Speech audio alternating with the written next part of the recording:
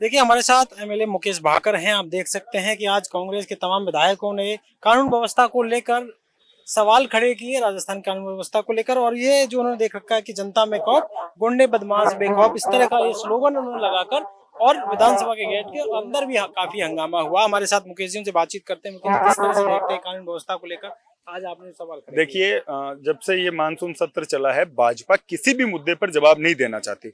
इससे पहले जो किसानों को मुआवजे को लेकर था, बाढ़ ग्रस्त क्षेत्रों में कोई पैकेज सरकार घोषित करे, वहां लोगों की सुध ले, उसको लेकर हमने मांग की, उस पर सरकार ने चर्चा नहीं करवाई।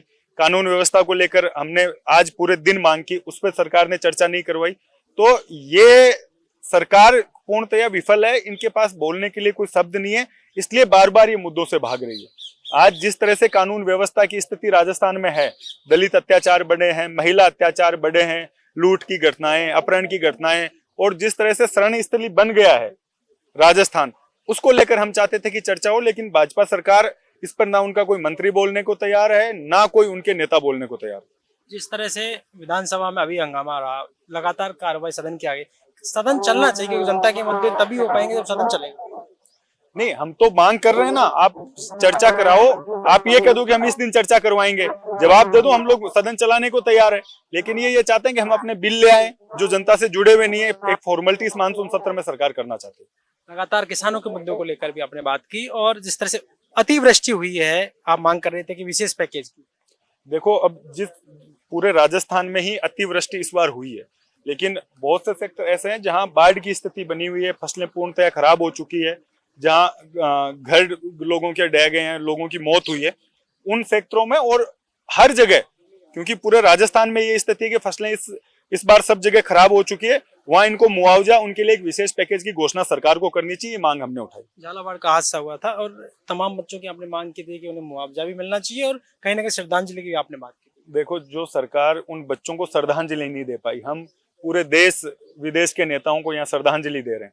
जो हमारे बच्चे सरकार की नाकामी से जिनकी मौत हो गई, उन बच्चों को सरकार श्रद्धांजलि नहीं दे पा रही, उस सरकार से हम क्या उम्मीद कर सकते हैं? अब तक के कार्यकाल को कैसे देख रहे हैं सरकार?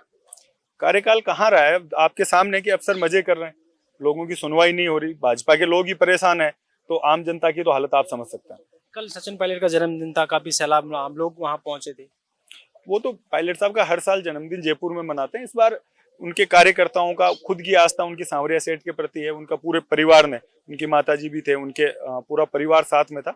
उन्होंने दर्शन किए और उनके जो चाहने वाले लोग थे, जो कार्यकर्ता थे, उनके प्रशंसक, वो सब लोग आकर उन्होंने बड़ी संख्या में उनको बधाई दी।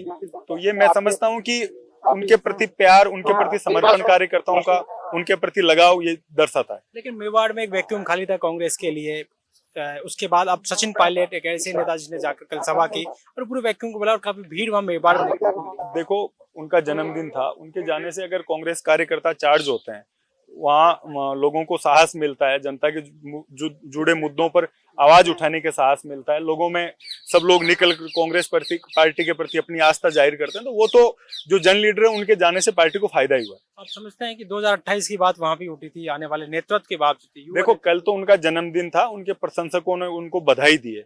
और हाँ, ये है कि राजस्थान का युवा उनको अपना नेता मानता है।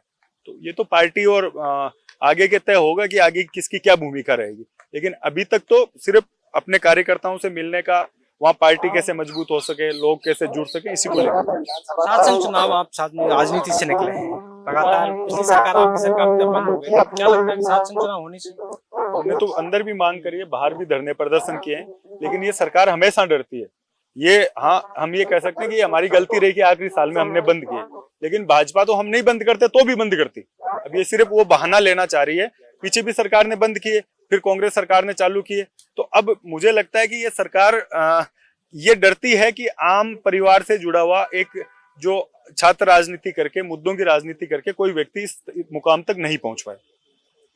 तो ये थे मुकेश भाकर, इनसे हमने बातचीत की। आज वो विधानसभा पहुंचे और विधानसभा में कानून व्यवस्था की मांग को लेकर तमाम कांग्रेस विधायकों ने आज सरकार से मांग की कि राजस्थान में जिस तरह से कानून व्यवस्था है उसमें सुधार हो और उस पर बात सदन में हो।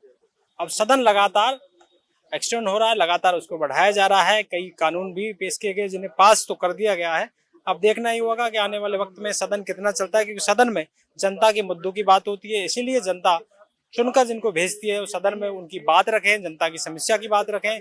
इस बात को लेकर सदन की कार्रवाई लगातार चलनी चाहिए, लेकिन लगातार सदन में हंगामा होता है और सदन की कार्रवाई रुक जाती है। कांग्रेस के विधायक और कांग्रेस के तमाम जो लोग हैं वो लगातार आज चौथा दिन है अलग अलग मुद्दों को लाकर और कहीं ना कहीं विधानसभा के बाहर और विधानसभा के अंदर लगातार मुद्दों को उठाने का काम कर रहे हैं। वहीं विपक्ष पर पक्ष ये आरोप सरकार ये आरोप लगा रही है कि वो सदन नहीं चलना देना चाहती, लेकिन कुल मिलाकर इस सब में नुकसान तो जनता का ही है। पॉलिटिकल पंचायत के लिए जयपुर से दर्शक गुजर।